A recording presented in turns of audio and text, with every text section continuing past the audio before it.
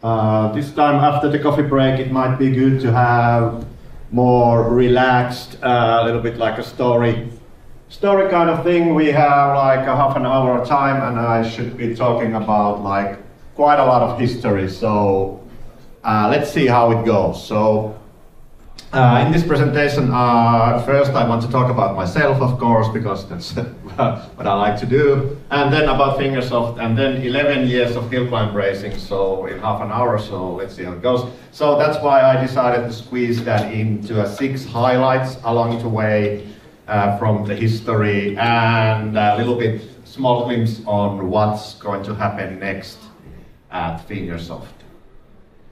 So yeah, that's me. My name is Otto, and my title is Head of Game Economy. And for most of you, it's not something that it should be Head of Monetization.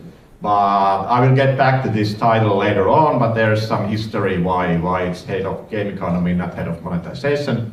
Also, like kind of like my work title still is, and it used to be for I think since 2019, Ad Monetization Manager, so I've been handling the ad monetization part of our monetization earlier, and still leading the ad monetization side. And then I've been working for 7.5 years at Fingersoft. I started as a software engineer and game developer, and ended up working with the ad network SDKs. And in 2019, I jumped from the development side to business side to the dark side, and then I graduated from the University of Oulu from theoretical physics, so kind of like quite far away from this what I'm doing now, but well, we have physics-based games, so actually it's not that far away.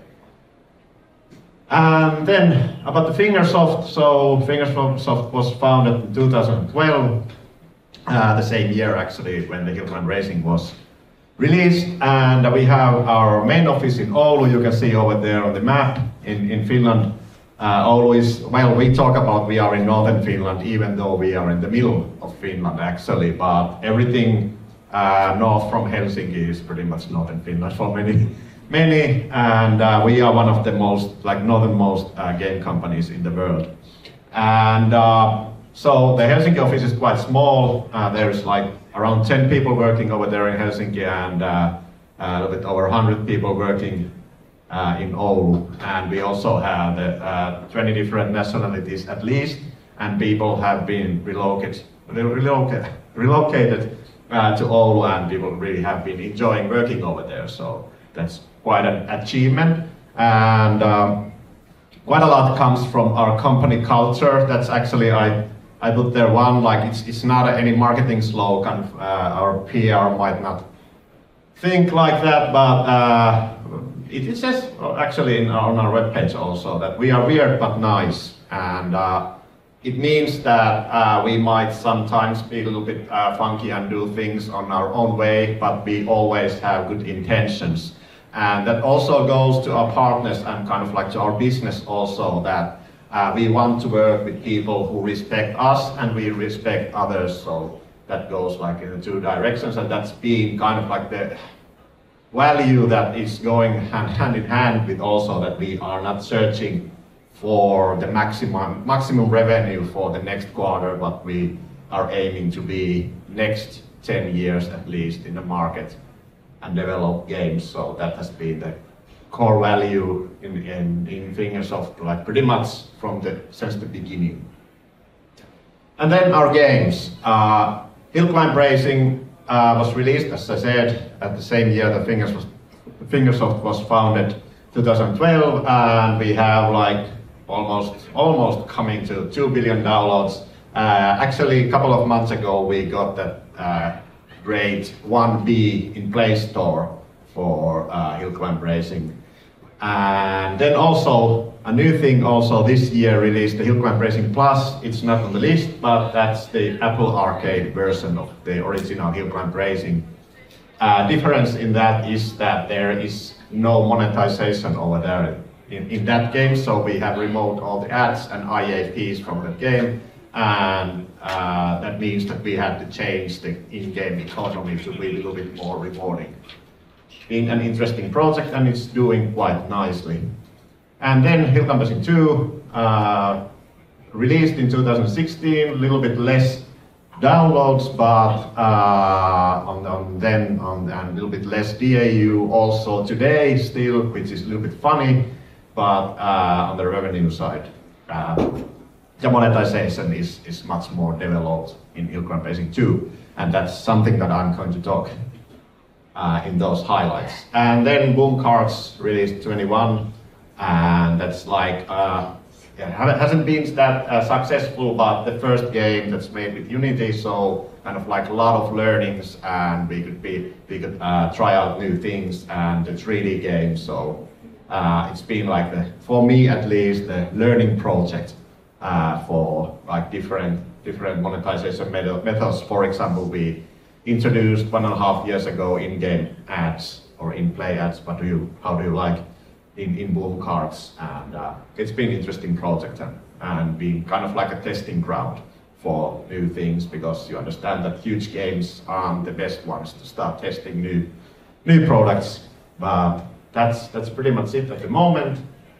And yeah, and then those highlights I promised. I don't know how much I had time, but yeah. Why I'm starting with the cross-promotion. That's actually a thing that, because of that, Hill Climb Racing actually started to be, and it's still an active topic today also. And this is 2012. Our company founder, Tony Fingersoft, if you ever wondered where the name comes from, so it comes from his last name, Fingersoft.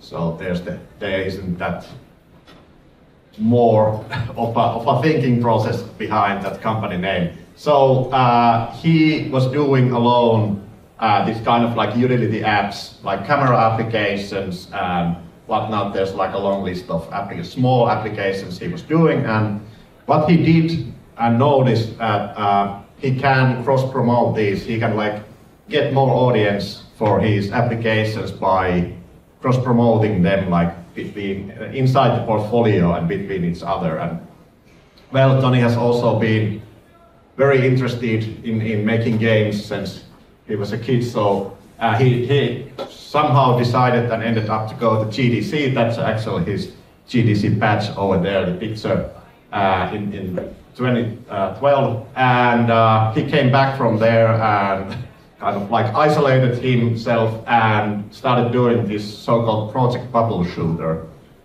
It's not a bubble shooter, but the name was, and that's actually a photo of a prototype, and it is a Hill Climb Racing. Essentially, it says gas and brake, and there's the pedals and the car, and that's how it actually, like how it started, and what he had learned from those like camera applications and those that he might be getting new users for the game by cross-promoting it, like promoting the game inside his own portfolio, and therefore like it started to take off. And beginning was quite fast. Then like there was like a couple of people working when the game was like put in the stores and cross-promoted, and then I started at Fingersoft at 2016. So kind of like I was like 23rd employee maybe, so it was kept very small, but it was scaling up quite fast. And of course by the time there wasn't that much competition. There was these like some of the games that are still in high on the charts, just like Hill Climb Racing is for some reason that was the golden time of mobile games, and it kind of like hit just in the correct position over there in the timeline. And also there's something in that game that people loved, and we were able to kind of like take it forward. It was like a couple of levels, couple of vehicles when it was put in the stores. Now there are like tens of vehicles and tens of levels in that game, so we have been like able to with that success which started over there, so being able to develop the game, and we developed it still like release multiple updates per year for the original one. But then on that like curve, when we were going up, there was like, hey, let's do new levels, new vehicles, and then someone came up with this concept of moon level, and I think that was, it was like quite fast seen that that was a mistake in that game, but it's a turning point because it broke the economy. The moon level, if someone has played hill climb racing, you know that when playing moon level, you can just like grind the in-game currency pretty much infinitely. So you don't have to watch ads, you don't, or rewarded videos, or you don't have to buy IAPs, because you can like get the in-game currency just by driving like very fast in that level. So it was quite fast seen that, okay, this was a mistake, we took it away, and we were hammered with the 1-star reviews, like everybody was giving a 1-star review and saying to bring back the moon level, we want the moon level back. And and they were bombarding us with the 1-star reviews, and okay, we were like, okay, we have to put it back, no matter what. And that's what we did, and that was the turning point that we had to start living with the bad economy of that game. And still today, if you play the game, the original hill climb racing, you can see that the economy is quite bad. But there are like ways of living with that. There are, well, we are getting there, but of course it's like advertisement, which is like monetizing quite well in the original hill climb racing. But with this in mind, because we noticed that we just can't change the game anymore, we had to go with a sequel approach. There's like, back in the day, there was like a lot of people saying that sequels are doomed to die. They can't succeed. And the Hill Climb Racing 2 was kind of like on that edge that should we just make everything happen in Hill Climb Racing 1, change it, and make it kind of like its own sequel, or do a completely separate game. And well, we went in that path that we released the sequel.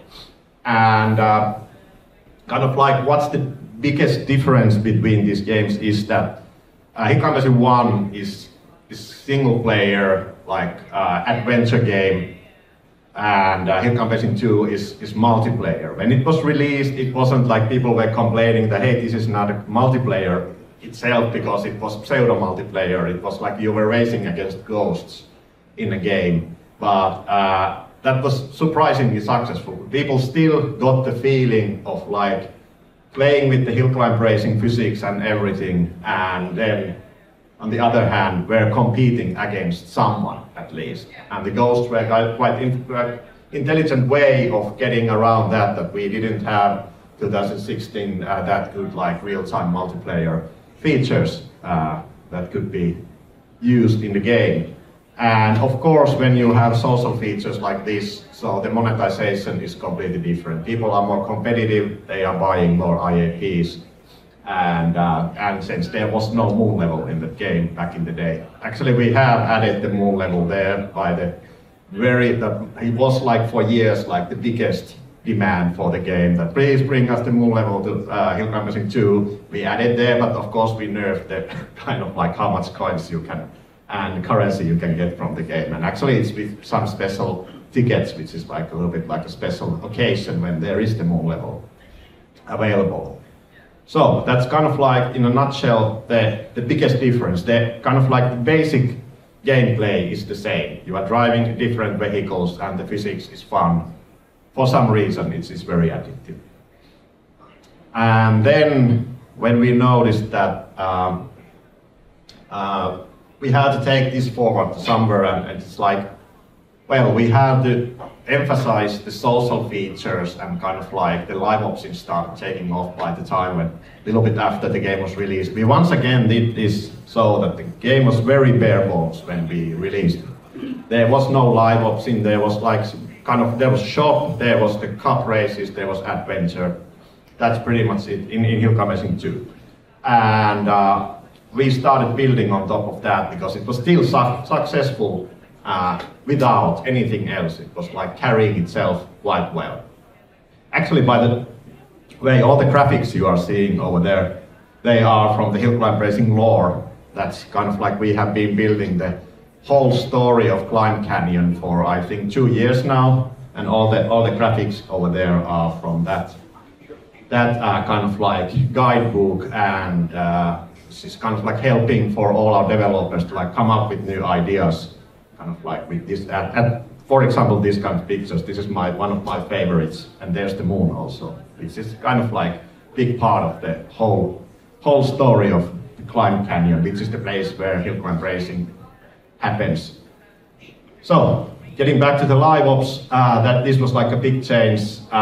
First of all, this kind of like how it changed our monetization, it was like really dramatic. This is something that everybody's doing pretty much today, but back in the days this was new, but we still kind of like, we are developing this, and there will be like, this is a little bit boring looking, but kind of like we are emphasizing also that this certain kind of retro feeling of that old game. So in Hill Climb Racing 2 there's like the remote shop, which like all the content can be picked from the server side, and it can be segmented also for different users in different user phase and how they act in the game. Same thing goes for all the pop-up offers. That was kind of like the first thing where we learned to use the live opsing, was those offers. I was actually in the game team and I was doing the first offers with our live ops tech.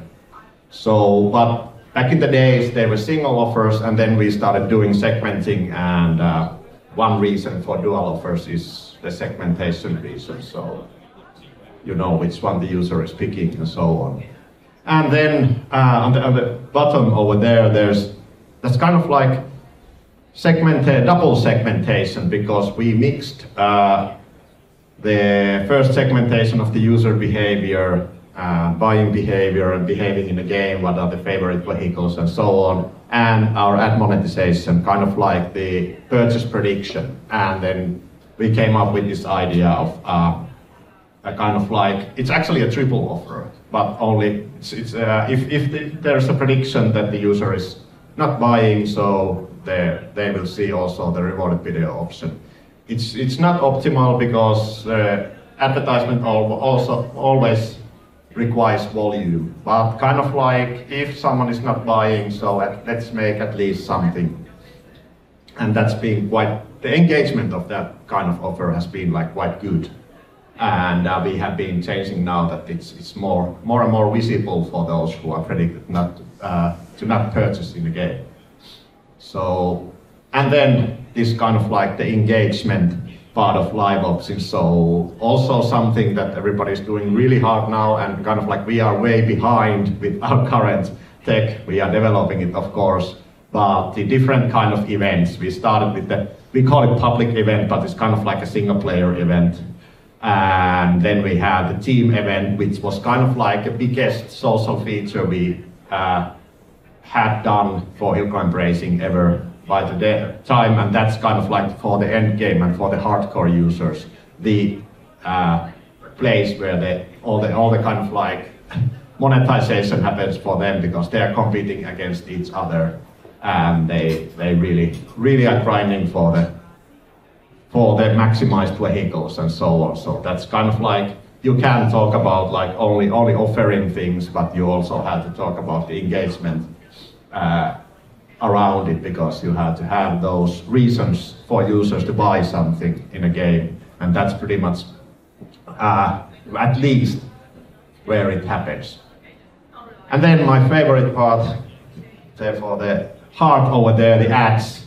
The advertisement has been like and the ad monetization in the core of hill climb racing since the beginning. As mentioned, the cross promotion were all started, and then kind of like hill climb racing originally was IAP test, that has to be said, but then quite fast seen that the banner ads and rewarded videos are the way to go. And in Hill Climb Racing 2, it was interesting that when Hill Climb Racing 2 released in 2016, so there was interstitials and rewarded videos, and Hilkan Racing 1 was banners and rewarded videos. So there was a gap, kind of like why we have like in this like better IAP monetizing game, intrusive ads, even though you can get rid of the, it's quite tiny, but always when there is an interstitial ad, we have the interstitial primer screen that says commercial break, and tired of these ads, remember any purchase removes these commercial breaks. So any purchase doesn't remove all ads, but commercial breaks. And this is kind of like, we are advertising our IAPs in these interstitial screens. And these are in use in both Hill Climb Racing games now. But as I said, it wasn't the case a couple of years ago. And then we have also been experimenting with the rewarded interstitials. That's kind of like, it's a new format, a relatively new format. It's not anymore that new, but interesting, but a little bit hard to like work with, because you don't want to get the users away from the rewarded videos, but you would like to replace interstitials with those, but since those can be declined, so it's not that intrusive. So still some learnings from that, and it's not, it's like additional revenue, but not any gold mine. But then about the interstitials in Hill Climb Racing 1, then we added the interstitial ads to Hill Climb Racing 1 in 2020, and this is kind of like the illustration of the revenue curve, how it all went. And well, actually the A/B testing should be pointing to the lowest part, but when we ended it, we kind of like very carefully A/B tested and checked the retention numbers, and nothing was changed. People were like very used to interstitial ads. It was 2020, as you have been hearing in this room earlier today, that the hyper-casual genre was hardest on 2020, and kind of like people were like, okay, it's fine. In any game there are like interstitials. So we turned off the A/B testing, but we still were a little bit careful. We didn't put the interstitials in the place that they should be placed. And then came, Google started like forcing, I think at least hyper-casual people remember, Google started forcing the kind of like their own rules that where the interstitial ads should be shown. And we were thinking that, okay, this is a good point. We didn't do anything wrong earlier, but let's change them there where they should be after the race, after the any kind of like event, or kind of not after any, but when you complete something, you should like show the interstitial. I mean, change there, and that's what Google said, that they have never seen like one single single big change with such a small update in only changing the place where the interstitials are shown. And this has been like was like very successful, and still no big changes in the revenue. Of course, we A/B tested this too, but it's quite fast to see that, well, are the other users angry? Of course, we are getting some more bad reviews, but it's kind of like a given that people don't like. But in the Climb Racing 1, as I said, if there's no reason to buy, then somehow we have to monetize the game, and ads are the way to go. And then the hybrid monetization, a bit going behind the pictures, but kind of like this is the biggest thing that we have been emphasizing, and this is how we have changed our team structure internally in a company, so the game economy team. So back in 2020, when there was the lockdown time, I was working alone. I was actually alone as in my ad monetization manager role, which might be a little bit funny in a company that is making quite a lot of money in those games, but with ads. But because of the historical reasons, there was only one person handling the ad monetization. Well, some people say that it should be like that, and there should be like doing the UA at the same time.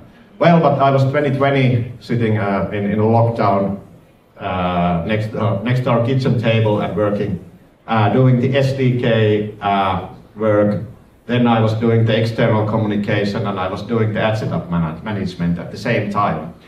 And I felt like this doesn't go anywhere. like this has to stop, like I don't have time to do this amount of work, so I decided that I wrote a meltdown letter, I call them meltdown letters to our CEO that, okay, I need more people, and I got the permission to recruit 2 people for my team. So there's a person now who is doing SDK work, and then there's a person who is doing the ad setup management, and I'm doing the external communication. So everything started working. All those like interstitial things I showed over there were like possible to start testing and start creating good waterfall setups. So we multiplied at some point the Hill Climb Racing 1 revenue because we were kind of like neglecting the game and focusing on Hill Climb Racing 2 because of the resources weren't enough, but this kind of like recruitment paid itself back within a month. And then our IAP team was with the LiveOps team because of the segmentation and LiveOpsing reasons.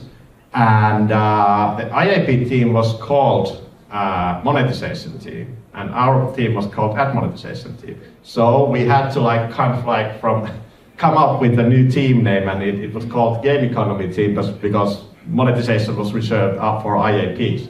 And then we formed the Game Economy team.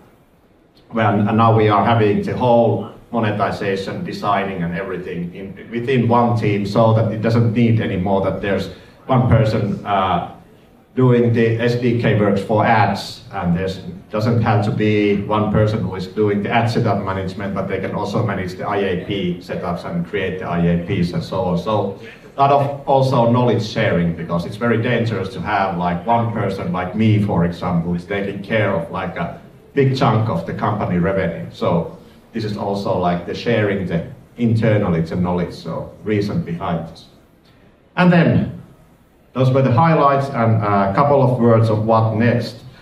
First, I would say I don't have in these slides, but we did the Hill Climb Racing 2 update in last week Monday, and we released one of the biggest features. Once again, it's the track editor for the game, and that's kind of like when after a year now, if I'm speaking here, if someone lets me speak again, so I will definitely talk about user-generated content, because that will be the next step in this game. So in Hill Climb Racing 2 now, if you download it, you can get the track editor, and there are like tens of thousands. It was kind of like in early phase and in only for VIP subscribers. So it available after previous update, and now it's available for everyone. And in that like early stage, there became to be like tens of thousands of tracks already, and it's very interesting how it's going to be. And then the future games which are already announced is Lego Hill Climb Adventures, very interesting project together with Lego, and it's now already in soft launch in I guess in Germany, Poland and Finland at least, and Canada. So super good game, at least I love playing it. And then Hill Climb Racing 3 is announced that yes, we are making once again another sequel. It's going to be a 3D game, and it's going to be a real-time multiplayer game. So that's what we can say at this point, but not much about other things. But very interesting projects coming up. So hope to get the Lego out next year, definitely. So I think that's it. Thank you. I think I used all my time.